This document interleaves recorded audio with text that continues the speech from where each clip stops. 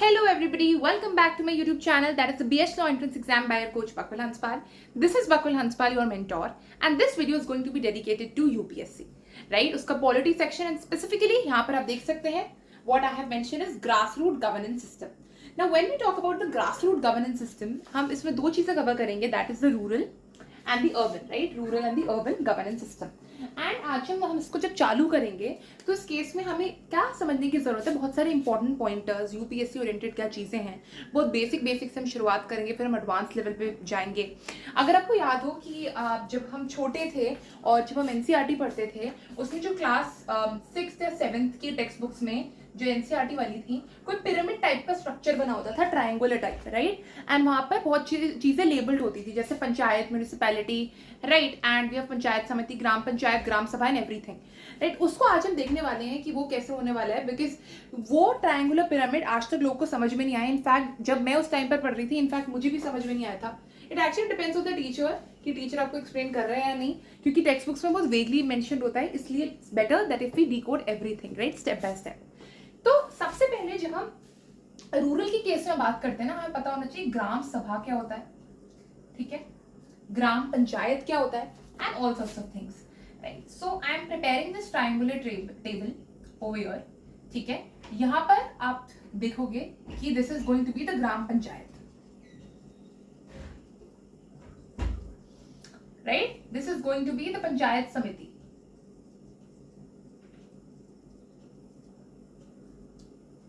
could also be block or mandal panchayat. Okay, this is going to be zila panchayat. Okay, तो ये चीजें आपको ध्यान रखनी है. This is the table and this is how it goes. And when you talk about gram sabha, तो वो जो ग्राम सभा है ना, ग्राम सभा, ये जो सेट ऑफ लोग हैं, ये ग्राम पंचायत को इलेक्ट करते हैं और ऐसे ऐसे आपकी चीजें चलती हैं, ठीक है. अब देखो, जब हम इधर के बारे में बात करते हैं ना, सबसे पहले पता होना चाहिए ब्लॉक के बारे में या मंडल के बारे में या ग्राम के बारे में या फिर जिला के बारे में. ये चीजें अगर हम समझ लेंगे ना तो हमारे लिए बहुत इजी हो जाएंगी, क्योंकि जब हम पैरेलल में अर्बन वाले सेक्टर पर आएंगे और यहाँ पर हम municipality, municipal corporation, municipal council, ये सब समझेंगे ना, तो हमारी पॉपुलेशन, इवन नगर पंचायत, तो हमारी जो पॉपुलेशन के बेसिस पर ये चीजें होती हैं, राइट? तो पहले मैं आपको बताती हूँ, जैसे for example this is a state. Okay, India की कोई भी स्टेट है, we have 28 states and 8 union territory, so this is one state of the country. Okay, इस स्टेट में बहुत सारे डिस्ट्रिक्ट्स हैं. For example if I am talking about Delhi itself, ठीक है, which is the union territory, right? But इसको consider करो because I am from Delhi, तो मैं दिल्ली के एग्जाम्पल बहुत अच्छे से दे पाऊंगी. दिल्ली में 11 डिस्ट्रिक्ट्स हैं, लाइक, ठीक है, consider this to be Delhi and it has 11 districts in totality. Okay, 6, 8, 9, 10, 8, 9, 10, 11, right? So these are districts there in Delhi. एक बहुत अनइक्वल सा हो गया, but of course equal inequality वो चीजें हम साइड रखते हुए, these are the districts, ठीक है. तो हमारे पास 11 डिस्ट्रिक्ट हैं इधर, और डिस्ट्रिक्ट में तुम देखोगे कि छोटे छोटे और सेगमेंट्स में डिवाइडेड होते हैं ये. तो this is going to be a block और अ मंडल, ओके, इस वाले सेक्टर में. और अगर मैं ये इसको थोड़ा सा मैग्नीफाई करूं तो यहाँ पर देखोगे बहुत सारे विलेजेस आ जाते हैं. तो एक ब्लॉक में बहुत सारी विलेजेस हो सकती हैं, ठीक है, एक डिस्ट्रिक्ट में बहुत सारे ब्लॉक्स हो सकते हैं. So it actually depends, right? So because we are going to take even the urban example as well, so we're going to draw analogies depending on that. Okay, तो हमारा जो जिला है ना, जिला डिस्ट्रिक्ट हो गया हिंदी में, ठीक है. देन हम तुम्हारा ब्लॉक हो गया एंड तुम्हारा ग्राम हो गया, right, which is going to be village. So एक स्टेट में एक डिस्ट्रिक्ट है, डिस्ट्रिक्ट को कंट्रोल करता है जिला पंचायत, ठीक है, रूरल लेवल पर. ओके, एंड तुम्हारा जो अंदर ब्लॉक्स है, ब्लॉक्स को गवर्न करता है पंचायत समिति, ठीक है. और देन तुम्हारे ब्लॉक्स में जो बहुत सारे विलेजेस हैं, पर विलेज का होता है ग्राम पंचायत, ठीक है. तो एक बहुत सारी विलेजेस हैं जो रूल करी जा रही हैं बाय ग्राम पंचायत, गवर्न करी जा रही हैं, और इन टर्न ये पूरा गवर्न करा जाएगा बाय अ सिंगल पंचायत समिति. ओके, एंड ये जो पूरा डिस्ट्रिक्ट है, इसमें बहुत सारे ब्लॉक्स होंगे जो अपने रिस्पेक्टिव समिति द्वारा रूल करे जाएंगे, और एक जिला पंचायत इसको कर रहा होगा रूरल लेवल पर. Okay, fine. Okay, cool. तो अगर हम यहाँ पर बात करें, हमें ये पूरा मैप वाला वेन डायग्राम टाइप समझ में आ चुका है. अब इसके फंक्शंस क्या होते हैं, थोड़ा सा अगर हम बात करें, ग्राम पंचायत गांव के ही लोग होते हैं, 18 साल से ज्यादा उम्र वाले, जो वोट करते हैं और ग्राम पंचायत को बनाते हैं. अब तुम ग्राम सभा देखोगे ना, तो जो तुम्हारा ग्राम सभा है ना, या फिर ग्राम पंचायत, इनफैक्ट जो ग्राम सभा तो लोग हो गए जो इलेक्ट कर रहे हैं, they are the voters, and जो ग्राम पंचायत है ना, यहाँ पर एक इसका हेड होता है which is known as sarpanch. तो सरपंच हेड होता है, 5 लोगों का होता है, दैट इज 4+1। जो 1 है ये सरपंच है, ये जो भी आपके डिसीजन मेकिंग होते हैं वो करता है। तो अगर मैं सेंट्रल लेवल पर अगर गवर्नमेंट को इलेक्ट कर रही हूँ तो गवर्नमेंट में तो मैं आ जाऊंगी वोटर्स की कैटेगरी में और गवर्नमेंट इलेक्ट हो जाएगी। तो रूरल लेवल पर सबसे छोटी गवर्नमेंट ग्रास रूट पर ग्राम पंचायत है। ये ग्राम पंचायत इलेक्ट करती है किसको? पंचायत समिति के इलेक्शंस में जाती है। यही पंचायत समिति जब जिला पंचायत बन रही होती है उसके इलेक्शंस में जाती है और ऐसे ऐसे ये काम करती है। तो नीचे से आपका ग्राम सभा स्टार्ट होता है, ग्राम सभा इलेक्ट करती है आपकी ग्राम पंचायत के कुछ लोग इलेक्ट करते हैं पंचायत समिति के लोग इलेक्ट करते हैं zila panchayat, and it goes like that. The hierarchy is like that. Okay fine. Of course it depends on the population as well, क्योंकि ग्राम पंचायत की पॉपुलेशन कम होगी, गांव है छोटा है। जो मंडल है उसकी पॉपुलेशन ज्यादा होगी, उसमें गांव समाते हैं और बहुत सारे मंडल बनाकर एक जिला बनाता है, तो जिला की पॉपुलेशन ऑफ कोर्स ज्यादा है। यही सेम चीज हमारे अर्बन सेक्टर में भी जाएगी। ठीक है, उसको चलिए देखते हैं।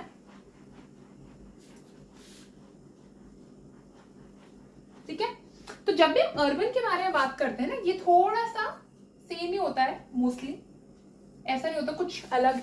Hope it's visible, right? So this one which is there at the bottom that is known as nagar panchayat. अब उसमें भी पंचायत का मतलब ही होता है 5 लोगों से मिलता हुआ, राइट? बट यहाँ पर हम बहुत छोटे लेवल से शुरुआत कर रहे हैं, urban area, that is going to be nagar panchayat. Okay, above that you are going to have municipality. बहुत सारी टेक्स्ट बुक्स में म्यूनिसिपल काउंसिल भी लिखा है, it's one of the same things. Okay, municipality municipal council one of the same things. ठीक है, just synonyms. Okay, and ऊपर आपका आता है municipal corporation. To be precise, जो हमारे सेंससेस होते हैं, फिर जो सर्वेस रिलीज करे जाते हैं, वहां पर डेटा आता है हमेशा कि एक डिस्ट्रिक्ट में कितनी पॉपुलेशन होनी चाहिए। कि एक, जैसे फॉर एग्जांपल अगर मैं बात करूं कोई मेट्रोपॉलिटन मैजिस्ट्रेट, तो वो जो डेफिनेशन दी थी ना पुरानी, वो था कि एक एरिया में अगर मान लो तुम्हारे 1 मिलियन लोग रह रहे हैं, वो एक मेट्रोपॉलिटन मैजिस्ट्रेट के वो आएगा, कंट्रोल में आएगा वो वाला एरिया। ठीक है, उसके ज्यूरिसडिक्शन में आएगा। तो अगर हम लीगल टर्मिनोलॉजी यूज करें तो उस एरिया को, जो 1 मिलियन लोग जहां रहते हैं, वो मेट्रोपॉलिटन डिस्ट्रिक्ट माना जाएगा, जो रूल करा जाएगा मेट्रोपॉलिटन मैजिस्ट्रेट। तो over a period of time बहुत चीजें रिवाइज होती रहती है। जब सेंसस और सर्वेज निकलते हैं तो उस केस में हम इस डेफिनेशंस को अपडेट करते रहते हैं कि इस एरिया में ये एरिया डिस्ट्रिक्ट बनेगा जब इतने लोग रहेंगे, ये एरिया एक नगर कहलाया जाएगा जब इतने लोग मिलेंगे, ये एरिया टाउन कहलाया जाएगा जब उतने लोग मिलेंगे। ठीक है, अब देखो नगर पंचायत है, दिस इज म्यूनिसिपल काउंसिल, और municipality this is municipal corporation. Okay, यहाँ पर आपके ये है 100 के मतलब 1 लाख लोग, तो मतलब 1 लाख लोग से कम की पॉपुलेशन रहेगी नगर पंचायत में, तो वो एरिया नगर पंचायत होगा जहां पर 1 लाख से कम की पॉपुलेशन है। ठीक है, जहां 1 लाख से 1 मिलियन तक की पॉपुलेशन है, वो एरिया माना जाएगा म्यूनिसिपैलिटी, म्यूनिसिपल काउंसिल के द्वारा गवर्न करा जाएगा। क्योंकि वो एरिया इतना बड़ा नहीं है तो ये बॉडी इसको देखेगी। ठीक है, अब यूजुअली तुम देखोगे कि यहाँ पर ना टियर 1 सिटी, जो टियर 2 सिटीज होती हैं, टियर 3 सिटीज होती हैं, वहां पर सिर्फ और सिर्फ म्यूनिसिपल काउंसिल होती है, म्यूनिसिपल कॉर्पोरेशन नहीं होती। ठीक है, पॉपुलेशन भी नहीं होती इतनी। ओके, बट हम जो बात करते हैं म्यूनिसिपल कॉर्पोरेशन, ये उन जगहों में आती है जिसकी पॉपुलेशन ज्यादा होती है, राइट? टियर 1 सिटी स्पेसिफिकली, यहां पर आपको मिल जाएगा आपका म्यूनिसिपल कॉर्पोरेशन। फाइन, अब जो मैंने बताया, जैसे मैंने बात करी थी जब जिला परिषद, जिला पंचायत, राइट, और ये ग्राम पंचायत, ग्राम समिति, इनके बारे में बात करी थी, तो इनके कोई हेड्स होते हैं। हेड्स ऑफ कोर्स सिलेक्ट होते हैं, बॉडी के साथ अपनी काम करते हैं, और उस ऑफिस में समझ लो पंचायत समिति का ऑफिस है जहां पर एक हेड है और लोग काम कर रहे हैं। यहाँ पर भी हेड्स होते हैं जो इलेक्ट करे जाते हैं। ठीक है, हम यहाँ से लोग इलेक्ट करते हैं, कुछ सेट ऑफ लोग, नगर पंचायत के कुछ सेट ऑफ लोग इसको इलेक्ट करते हैं, म्यूनिसिपैलिटी, म्यूनिसिपल कॉर्पोरेशन, और यहाँ पर फिर ये वाले लोग म्यूनिसिपल कॉर्पोरेशन को इलेक्ट करते हैं। ठीक है, ऐसे सिंपल ऐसे ही हायरार्की जाते हैं, इस हायरार्की को लर्न करना थोड़ा इंपॉर्टेंट है। ओके, अब हम बात करें म्यूनिसिपल कॉर्पोरेशन का हेड कौन सा, ये थोड़ा ज्यादा इंपॉर्टेंट है समझना। तो अगर हम बात करें इसका, 2 हेड्स आपके देख लीजिए, सेरेमोनियल हेड और एग्जीक्यूटिव हेड।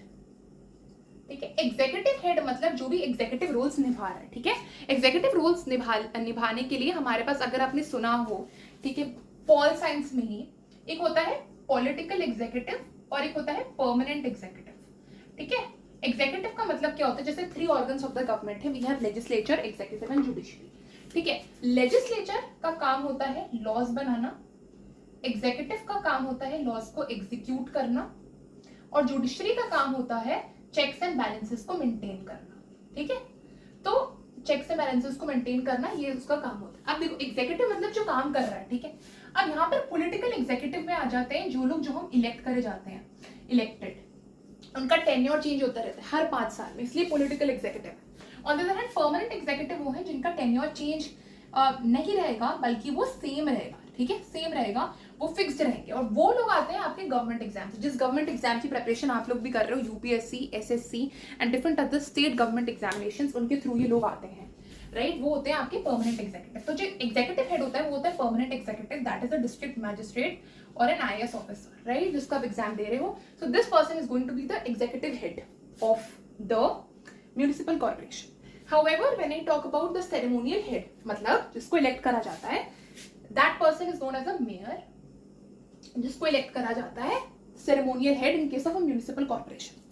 Majorly तुम देखोगे ये लोग laws बनाएगा. This means that the ceremonial head is going to make laws there at that particular level of municipal corporation, and this executive head or an IAS officer is going to bring those laws into implementation. वो laws को implementation में लाएगा, ठीक है, क्योंकि वो executive head execute करने वाला ceremonial head है हमारा जो इलेक्ट होकर आता है। जैसे फॉर एग्जाम्पल मैं बोलती हूँ कि जो हमारी प्रेसिडेंट होता है वो प्रेसिडेंट सेरेमोनियल हेड है कंट्री का, तो वो इलेक्ट होकर आता है, ठीक है, राइट। उसका काम एग्जीक्यूट नहीं करना होता चीजों को, क्योंकि एग्जीक्यूट करने के लिए एग्जीक्यूटिव बॉडी अलग से बनती है, ठीक है, जो हमारे गवर्नमेंट है, राइट। तो या अगर मैं बात करूँ आपके म्यूनिसिपैलिटी या फिर नगर पंचायत वाले लेवल पर, you are going to find chairperson who is the head. So remember this, you are going to find chairperson, that person is known as just the chairperson. However municipal corporation के level पर mayor बोलते हैं chairperson को, ठीक है, इस बात को याद रखना। दूसरी बात हमारी बहुत जरूरी है समझने के लिए कि जो भी इलेक्शंस का प्रोसीजर होता है कौन कंडक्ट करता है।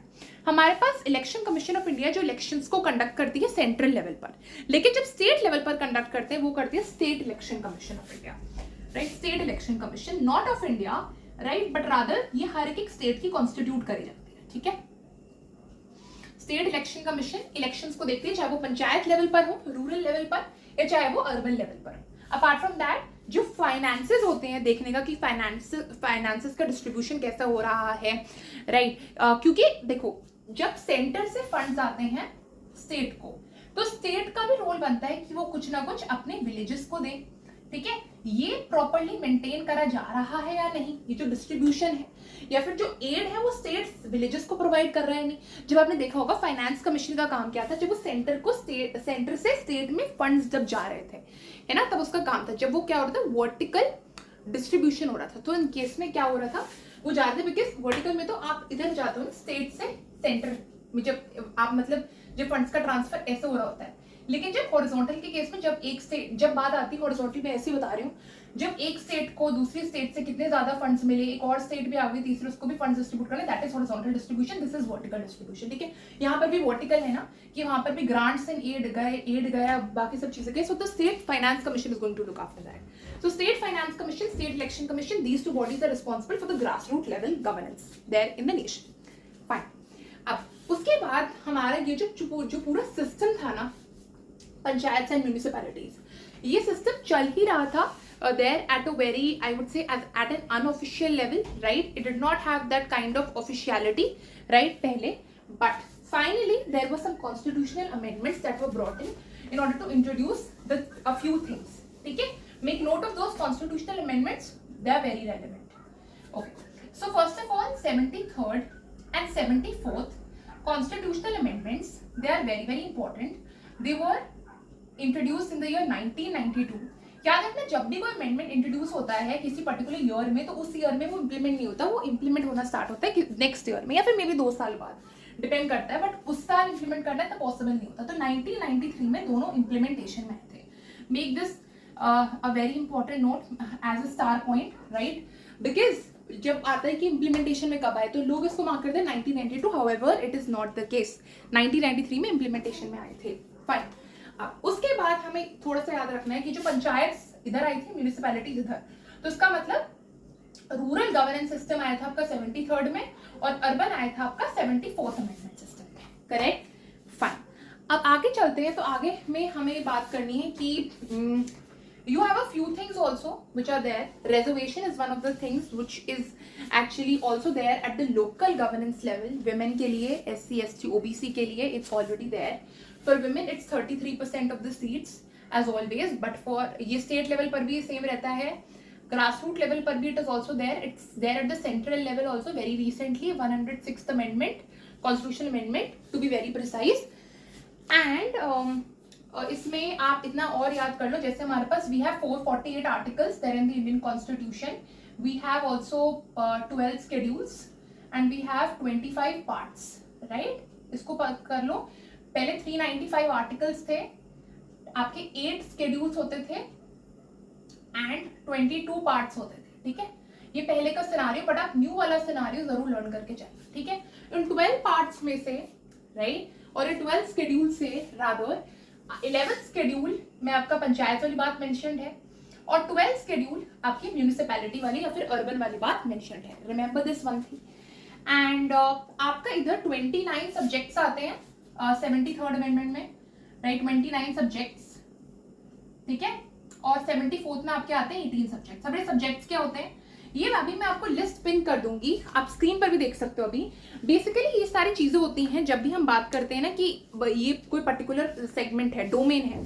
स्टेट के पास हेल्थ है, राइट. एक मतलब अगर तुम्हें बताओ आर्टिकल 246 जो है कॉन्स्टिट्यूशन का, so this particularly deals with the division of lists, ठीक है, फंक्शंस.